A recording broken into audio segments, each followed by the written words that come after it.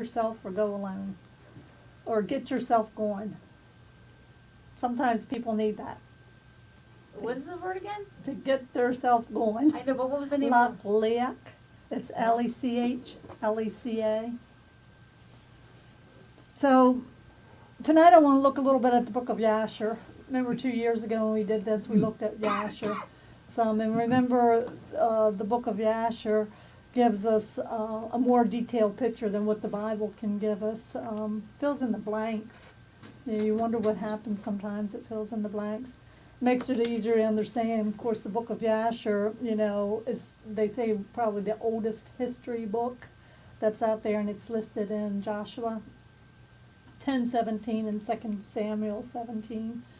So, again, as I said, the first 2 weeks, we always have to remember that when we read the Bible, birth events and stuff that happens doesn't necessarily mean it happens the next day. Got to keep that in mind. Sometimes there's years in between chapters, sometimes in between verses.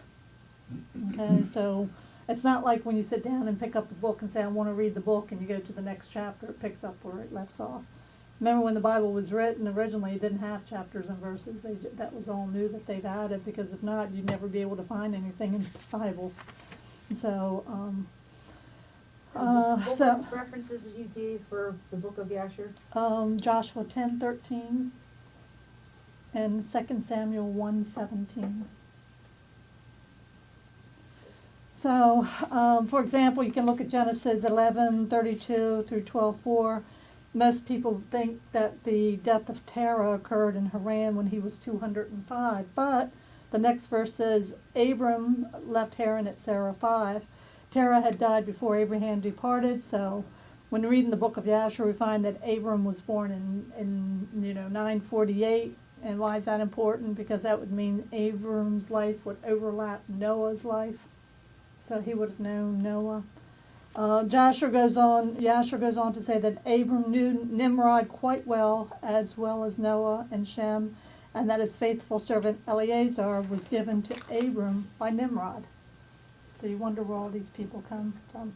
Anyway, I brought my book of Yasher down, and I want to read some of this to you, because to me, I find it fascinating, because it just, you wonder, how did this happen, and what happened in this? Did you get that from the Temple Institute or someplace different? I got it off Amazon, to be honest. I went on Amazon and said, I want this, and I ordered it and got it.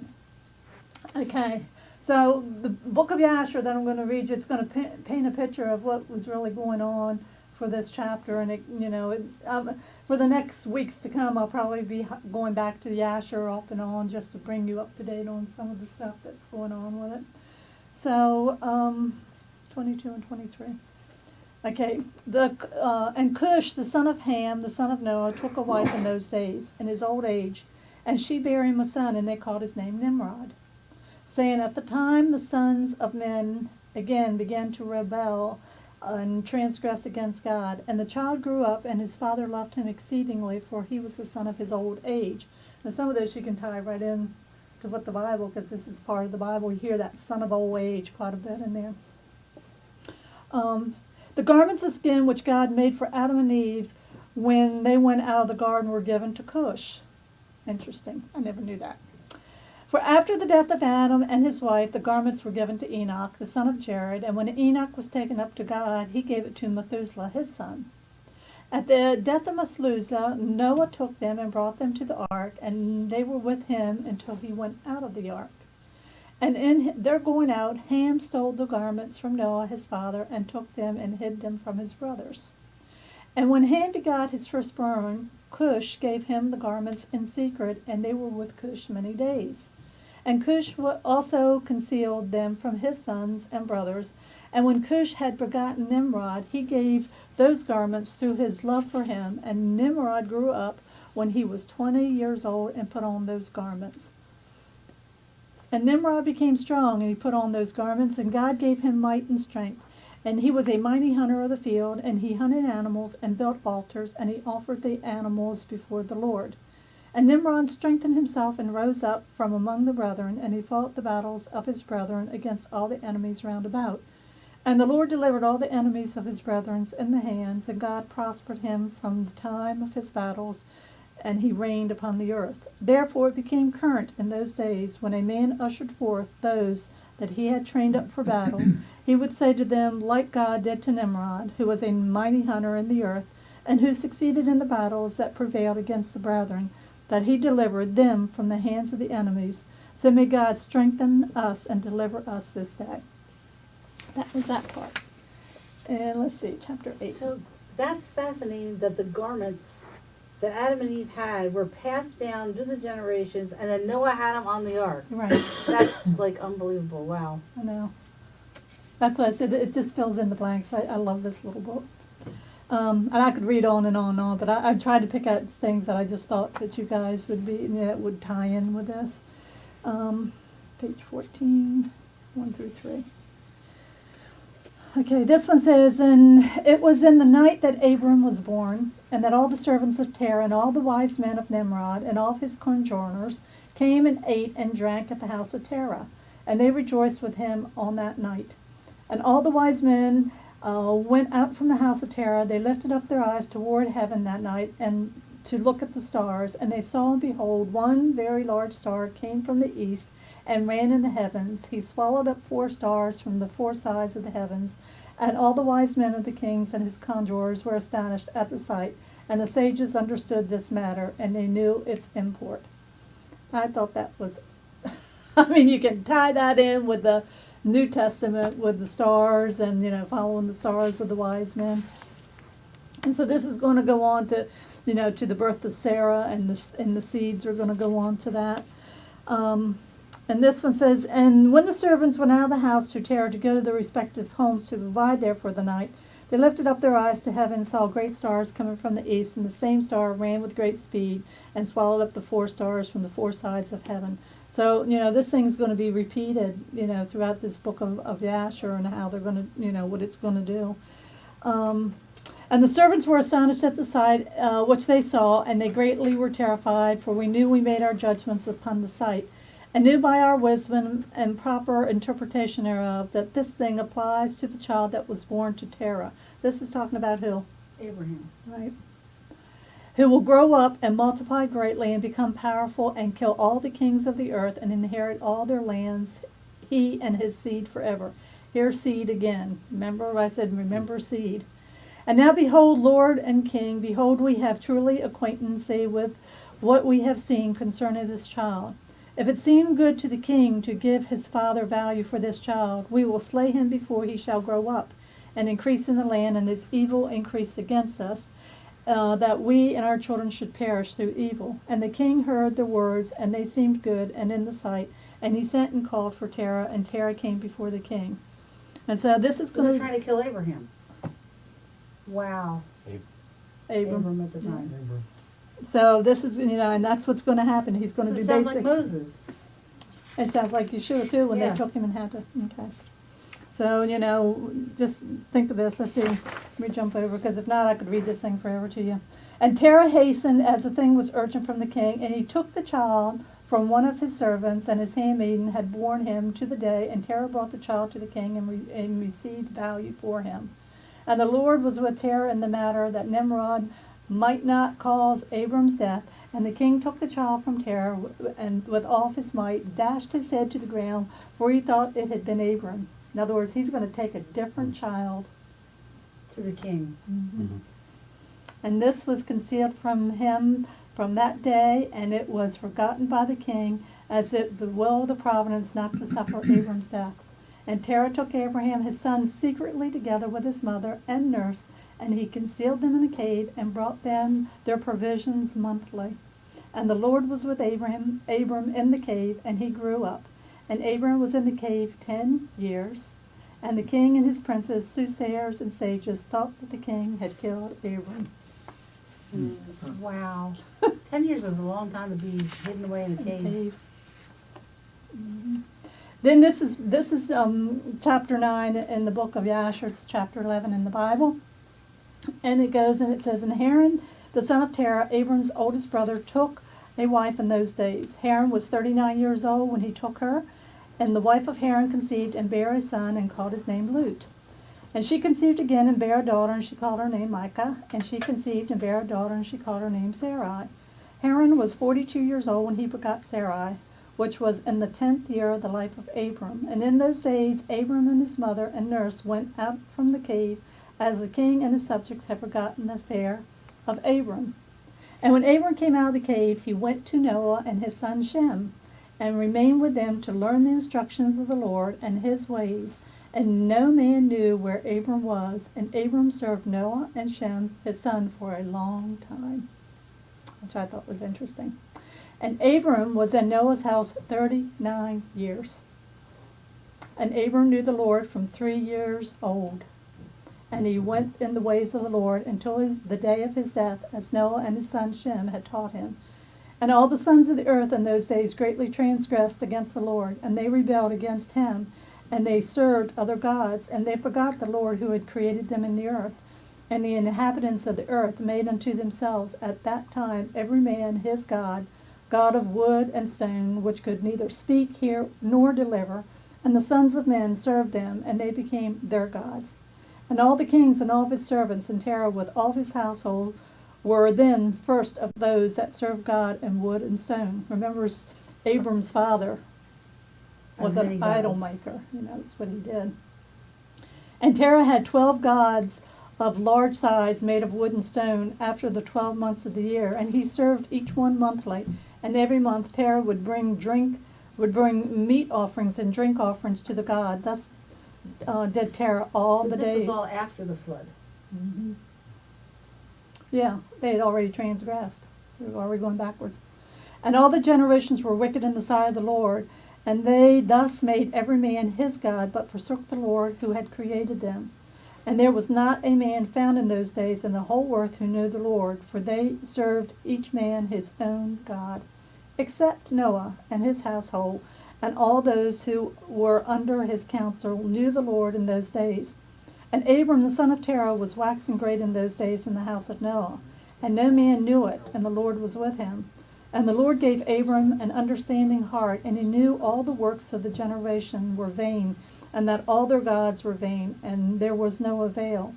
And Abram saw the sun shining upon the earth, and Abram said to himself, Surely now this sun that shines upon the earth, the God is God, and I will serve. And Abraham served the sun in that day, and he prayed to him. And in the evening came the sunset as usual, and Abraham said within himself, Surely this cannot be God. Well, let me jump down, because if not, we get down to King Nimrod again. Reigned securely, and all the earth was under his control, and all the earth was of one tongue, and the words of union. And all the princes of Nimrod and all of his men took counsel together with Putz, Mensram, Cush, and Canaan, and their families. And they said to each other, Come, let us build a city, and in a strong tower, and at the top reach in heaven, and we will make ourselves famed, so we may reign upon the whole world, in order that evil of our enemies may cease from us, and we may reign mightily over them, that they may not become scattered over the earth on account of their ways. And they all went before the king and told the king their words, and the king agreed with them in his affair, and he did so. All the families assembled, consisting of about 600,000 men, and they went to seek an extensive piece of ground to build the tower. And they sought in the whole earth, and they found none like one in the valley east of the land of Shinar, about 2 days' walk. They journeyed there and dwelt there. And then they began to make bricks and burn fires, and to build the city and the tower that they had imagined to complete. And building of the tower was unto them a transgression and a sin, and they began to build it. And whilst they were building against the Lord God of heaven had imagined in their hearts to war against them and to ascend into heaven. And all these people and all their families divided themselves in 3 parts. The first said, We will ascend to heaven and fight against him. The second said, We will ascend to heaven and place our own gods there and serve them. And the third part said, We will ascend to heaven and smite him with bows and spears. And God knew their works and all their evil thoughts, and he saw the city and the tower which they were building. And when they were building, and they built themselves a great city, a very high, very strong tower, and on account of its height and mortar and bricks did not reach the builders and the accent to it, until those who went up had completed a full year. And after that they reached the builders and gave them mortar and bricks. Thus it was done daily. And behold, they ascended, and others descended the whole day. And if the brick should fall from their hands and get broken, they would all weep over it, over a brick. And if a man fell and died, none of them would look at him. And the Lord knew their thoughts, and it came to pass that when the building they cast the arrows toward heaven, and the arrows fell upon and filled with blood, and they saw them, and they said to each other, Surely we have slain all those that are in heaven. For this was from the Lord, in order to cause them to err, and in order to destroy them from afar in the face of the ground. And they built the tower and the city, and they did this thing daily until many days and years had elapsed. See, this wasn't just an overnight adventure. And God said to the 70 angels who stood almost before him, to those who were near to him, saying, Come, let us descend and confuse their tongues, that one man shall not understand the language of his neighbor. And they did so unto them. Let's see what I said jumped. Okay, so let me jump to 33.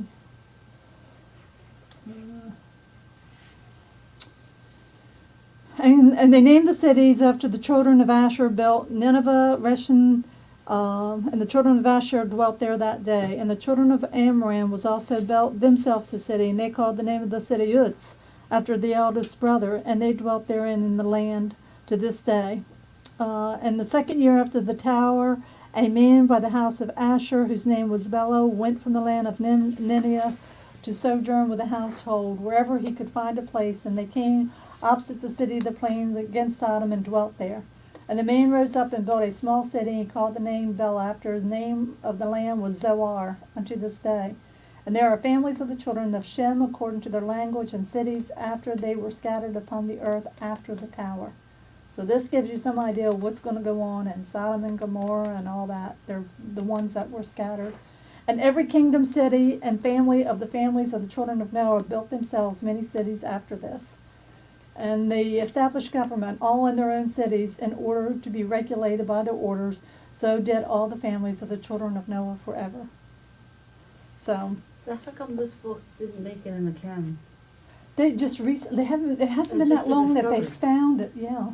Oh, wow. Book of Jasher is actually accepted by the, believe this or not, the Roman Catholic and Episcopal churches. Because in this book that we used to use, gave you lessons for each week to pray, if you want to speak on. Often the book of Jasher would be mentioned in there, and I would often think, what is this? Well, who is this book of Jasher? So it's a really interesting book, and the only reason I can give you that it didn't make it in there is because it wasn't discovered during the time the canon was put together by the Yeah. church It fathers. wasn't, they didn't just And found it's it. another There's reason- another book that's in there too that they haven't found, that's talked about in the Bible. Yes, But they haven't found that. and I Huh? can't think of that name I right now. can't either. I what know you're it's talking- another book. Yes, you're Yeah. right, absolutely true. But I don't know the But, name you of know, it. a lot, Does it have to do with the Chronicles and one of them, that everything was written in? the Chronicles are about your kings. Kings, yeah. I know, but I thought there was another book that referenced that. Like it was the one that you're Well, talking Kings about. and Chronicles also actually are the same in many ways. They cover the same time period. Period. But Different one, focus, I guess. it is a different book. That's one way to put it, yeah. But you're right, there is another book. Can't think of the name of it. I off the top of can't my either. head. I know there's another I book. wanna say it starts with me, but I'm probably wrong with that. I don't remember anymore. But, you know, that brings up another debatable thing, because sometimes I get into this with people. I say, you know, the Bible's still an open book. And they get all bent, oh, no, everything's written there. I said, not everything's written in there. Because, first of all, in that scripture in John tells you not everything ever said about Jesus has been recorded. That's my first argument. The second one is, Revelation is still an open book. It doesn't cover anything. Daniel wasn't allowed to write everything in his last chapter of his book that God revealed to him. And John wasn't allowed in Revelation to write everything. So there's more things that God will manifest when he's ready Right. to manifest to us. Okay, so chapter 12 of Genesis, we found out some important things that we just read, that Abram was one of 4 children. You know, his brothers were Nahor and Haran, and his sister named Sarai, and, you know, father was Terah. But they had different mothers, right? Right. Yep. Haran is the father of Lut and 2 daughters, Michael and Ishar. Now see, in the Bible, this Bible says Milcah. Is that Yeah. different yet? Yeah, no, It says Nahor's wife is Milcah. right. So it wasn't a daughter. Milcah would marry Nahor, her uncle. she's going to end up marrying him, and Abraham would marry his half-sister, Sarai. So Lut in the Bible means covering, stealthy, or hidden.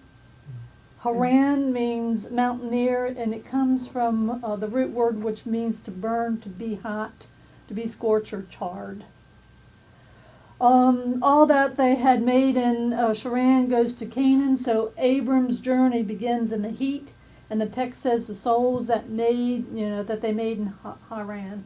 So Haran, souls are nefesh. It's where the passions, the appetites, mind, will, emotions, that's all in there. So they made souls in Haran, or what we would say today, they made believers of those people. So they're all on their way to Canaan. Canaan is lowland, it's what it means. He's the fourth son of Ham. The word Cana comes from Canaan, which means to be humbled, brought down low. So the Nephesh must be humbled and brought into subjection. That's what it's saying. So he goes to a place called Shechem. Shechem means back or shoulder. Remember, that's where the Ark of the Covenant's going to be. Remember, I showed pictures with the two mountains of Shechem. We'll see them again this year, probably. It's called Nebulous. So when you hear stuff on the news about Nebulous, fighting in Nebulous and all that, that's Shechem. The two mountains there. Hashem appeared to Abram and told him, to go to your offspring, I will give you the land. So Abraham builds an altar, and he builds it, Moriah, Mount Moriah, means teacher. Bethel means house of God. Remember we talked about that in the first week. And Ai, some people said it's I, some people said it's Aya, on how you want to pronounce it, and it means a heap of ruins. Nothing like. And they couldn't win the battle against them, right? Well, it's a heap of ruins. Because of what's his name's disobedience. Yeah. So Abram's journey was to he was supposed to go south, but verse 10 tells us that there was a famine in the land. So Abram says, "Forget this. I'm going to go to Mitzrayim, which is Egypt. That's where he's going to head to, or the land of the Copts, Cops." Or to the double straits. This is where Abraham's headed to. So he goes to Mitzrayim. He's an alien, land. He's away from, at this point, my pagan family, so-called, his pagan family that had the idols and everything. And who's he going to encounter? The good old Pharaoh. Here he tells, Sarah to tell the Pharaoh that she's his sister. Not his wife, because she was so beautiful. This wasn't a total lie, it was a half-truth, Half-sister. Half-sister, right. Mm-hmm. Because she did what Abraham had told her to do. The Pharaoh treated Abram well, giving him sheep, cattle, donkeys, slaves, maidservants, female donkeys, and camels. They gave him everything. But not with the house of Pharaoh. Oh. Pharaoh's house ends up with plagues. Mm-hmm. Plagues come in. So what's he going to do? Complain to Noah. Yeah, Not to Abram. Yeah, he's going to summons Abram and ask, Say, why "What is going didn't you on?" tell me Sarah was your wife? So he said, that's it, both of you go, Get. Yeah, take your sheep, take the cattle, take everything I give you, just go, so the plagues will stop. So that ends chapter 12. Chapter 13 starts out that once again Abram's on the move. This time he's going south. He's still got Lut with him. And to go back to where, he had first placed his tent between Bethel and, Ai, and the side of the first altar. But because of the abundance of flocks, Lut and Abram had been quarreling, because the flocks were getting in everybody's way and they were just arguing with one another. It's between the herdsmen, not them. Yeah. But it's going to come down to the two of them arguing, So it is here that Abram asked Lut to leave and to go a separate way, and Lut chooses to go toward the plains of Jordan, toward the east, which is going to be toward Sodom and Gomorrah. Abram stayed in the land of Canaan, but Lut would go as far as Sodom, where the people were wicked and sinful, toward Hashem. Verse 14 in that chapter says, Hashem repeats the promise that he made to Abram, that the land he shall see, I will give it to you and your descendants forever. I guess at this point, Abram probably needs some encouragement. So Abram arose and left Canaan and dwelt in the plains of Mamre, where he builds another altar to Hashem. So why did he need encouragement? I guess he would be depressed, because of Lut, everything that Lut was doing. It was hard to send his cousin, those away. So he just needed, everybody needs encouragement once in a while. Mm-hmm. This starts to talk about seed in verse 15. Mm-hmm. Yep, and then you got, chapter 14 starts with the war with the kings. You got all those kings right at the beginning. And they all have different meanings of their names. The first one, the king of Shinar, he means he's full of darkness. He's a soothsayer. So this is what he's going to come up against. The next king, is lion-like. That's what he is. The next king of Elam, his name means he's a handful of sheaves. Yeah. Now, title king of Goram is a great son. Bera, king of Sodom, his name means burning. You got that right. Bersha means submission. He's the king of Gomorrah. King of Amadah means a red earth. King of Zebulun is gazelles. And Zohar means destruction. So you got all these different names, and you can tell what he was getting ready to go into with these, all these cities here. So it was during the war with the kings that Lut was captured. Abraham found out about, his nephew, so he arms his disciples, 318 men, and went after them as far as Dan. We all went to Dan. You know how far up that was. We could see the Lebanon border. Mm-hmm. And it says he went as far as Hobarth, capturing all the possessions, Lut, and the women and the people. And the king of Sodom would escort Abram to the city of Salem, which is Jerusalem, where they would meet Melchizedek, who brought them bread and wine and was a prince of God, the Most High. Sages again identify Melchizedek as Shem, son of Noah. Abraham gives him a tenth of everything. The tithe was put into motion, the priesthood and its seed for future generations from that encounter. Because you got the bread, the wine, the tithe are all eternal. So then when Abram was staying with Noah, was he close to Shem? Yeah. Mm-hmm. So he would have known him. Yeah. Yeah. They all would have known each other. Chapter 15 tells us that that his offspring will not be able to be counted as they look toward the stars. And then you got the covenant, the Abrahamic covenant in there, and you got 3 heifers, 3 goats, and 3 rams. And they're going to be cut up. Cut up, that phrase in there, he cuts the center and he places the opposites each other that were cut up. So the heads would be this way, or the backs would be together. Cut up means to dissect, dismember, or cut in pieces. So that's what it is in the Hebrew. Then you had a turtle dove and one turtle dove and 1 young dove. Those were not cut up. They were left whole. And the word of Hashem came to Abram in a vision, saying, "Fear not, Abram, I am a shield for you. Your reward is great." And word is, of course, dabar in Hebrew, and it means a speech, a word or saying. Vision means, a vision or an ecstatic state. And shield means like a shield or a buckler. So verse 17 says, "The sun set, and it was very dark, and the smoky furnace, and a torch of fire which passed between the pieces." It was here that the covenant Hashem made with Abram.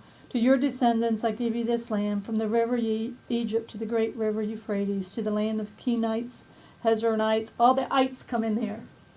You got all the ites. I'm going to read all the Girgashites, all of them.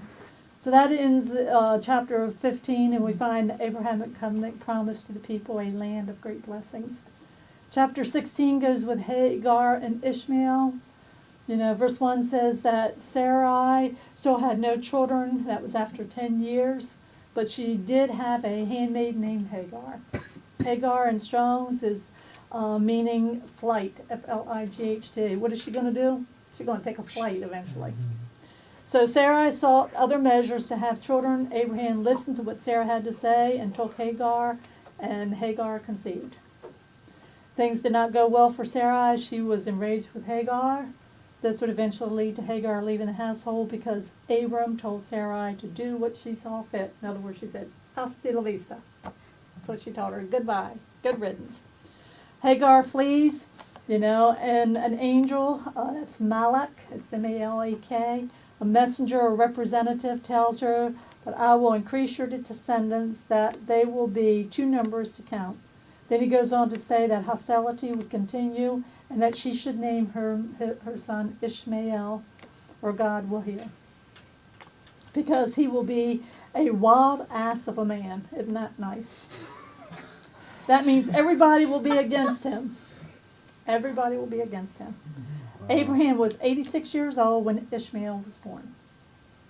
Chapter 17 goes on to say 13 years have passed, and the sign of the covenant, Abraham would mean a new name and a new destiny.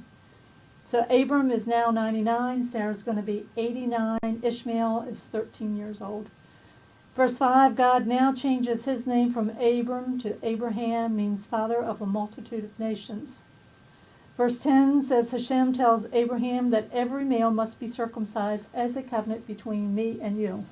So from 8 days onward, babies were to be circumcised. This is the best time because that's when the vitamin K is the highest, and it prevents hemorrhaging. So it's the safest time to do it. Verse 17 goes on to say that if you're not circumcised, then that soul shall be cut off from its people because it has violated my covenant, God's covenant. So verse 17, chapter 17, verse 15, God is now going to change Sarai's name, from Sarai to Sarah, and he will give her a son, and she shall give rise to nations, and kings of people will rise from her. At this point, Abraham is 100 years old and Sarah is 90. God tells Abraham that he is to call the child Isaac, meaning he laughs, and Ishmael would be the father of 12 rulers and of great nations of people. Chapter closes out with Abraham, his son Ishmael, and all those in the family that were male, he circumcised them. Abraham was 99, Ishmael was 13. I cannot imagine. There'd be some hurting people. Yeah, at that age, circumcised. All the males. All the males. And then you think they have moeds today, that go to schools specifically to learn how to do circumcision on babies. Here's this man that Doesn't know anything.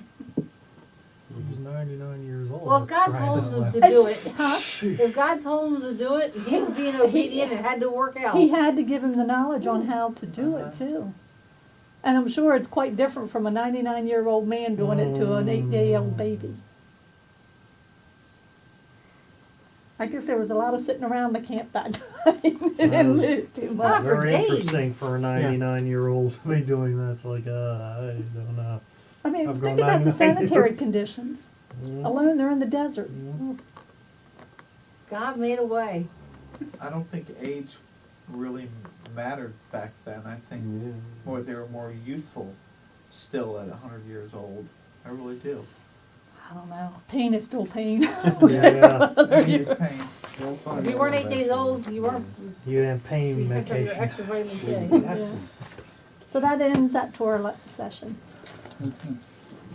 Good. Excellent. So that was the end of